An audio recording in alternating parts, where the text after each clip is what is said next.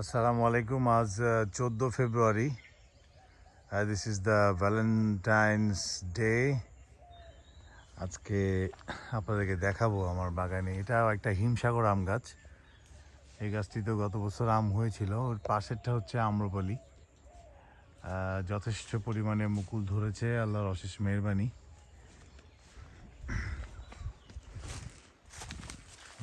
ইনি আমার শহরালি চাচা, উনি সবসময় থাকেন আমাদের সাথে।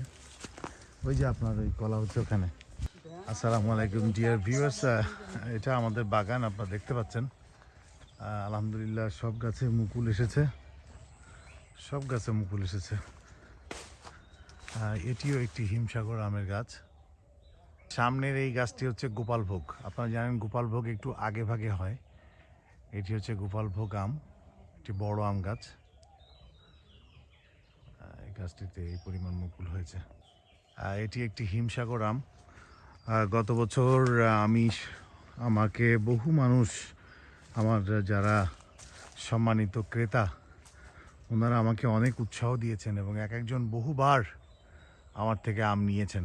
আমার আব্বা এখানে বসে আছেন, উনি অসুস্থ মানুষ, তারপরেও উনি বাগানে আসেন।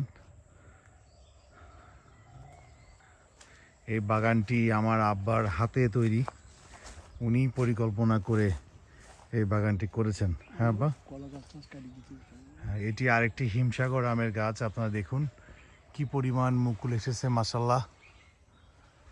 এবারও ইনশাল্লাহ আপনাদের জন্য অর্গানিক ম্যাঙ্গো তৈরি করব, অর্গানিক আম তৈরি করব এই বাগানে। এটিও একটি হিমসাগর আমের গাছ। এটি হচ্ছে আম্রপলি, এটি হচ্ছে হাড়িভাঙ্গা। তবে হাড়িভাঙ্গা এই গাছটিতে গত বছর প্রচুর আম হয়েছে, সেই কারণে এবছর মুকুল অনেক কম। এই গাছটিতে অনেক কম মুকুল হয়েছে। কিন্তু হিমসাগর আল্লাহর অশেষ মেহেরবানি, নর্মালি একটি গাছে এক বছর বেশি পরিমাণে আম হয়, আরেক বছর অনেক কম পরিমাণে আম হয়। ওই যে দেখুন, এটাও হিমসাগর।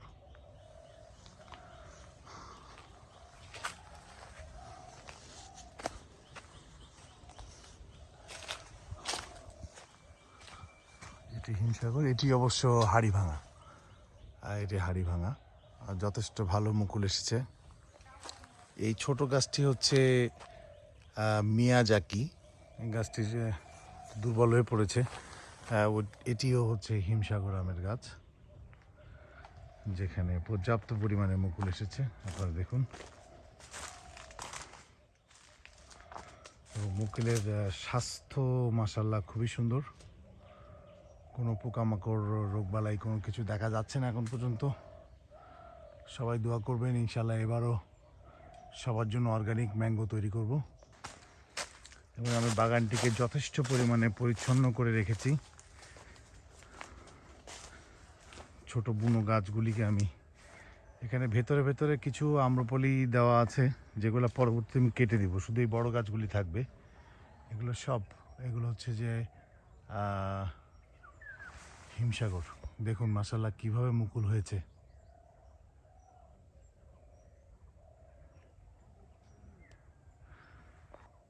এই গাছটিও হিমসাগর, এর পেছনে হিমসাগর। এই গাছগুলিতে অবশ্য, এই গাছটিতে গত বছর প্রচুর আম হয়েছে, সেই জন্য এবছর খুব কম। তবে যেসব গাছে আম হয়েছিল গতবার, এটি হচ্ছে আম্রপলি। সামনেরটিও হিমসাগর। ম্যাক্সিমাম গাছ হচ্ছে হিমসাগর। আপনারা এখান থেকে দেখতে পাবেন ম্যাক্সিমাম গাছে মুকুল হয়েছে। এই দেখুন,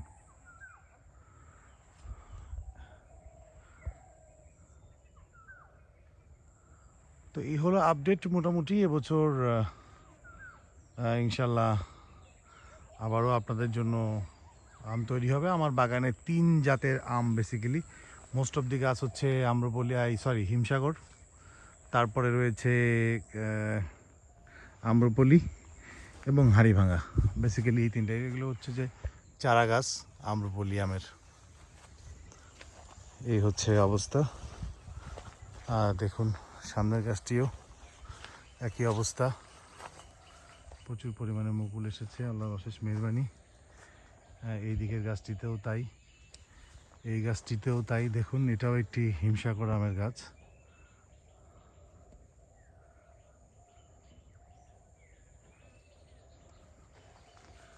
ওই সামনের গাছটি দেখুন।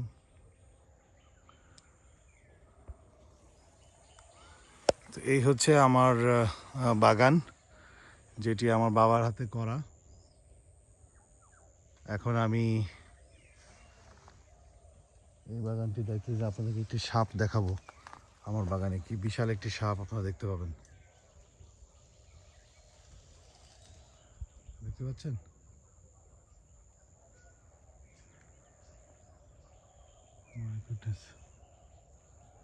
কোন দিকে গেল?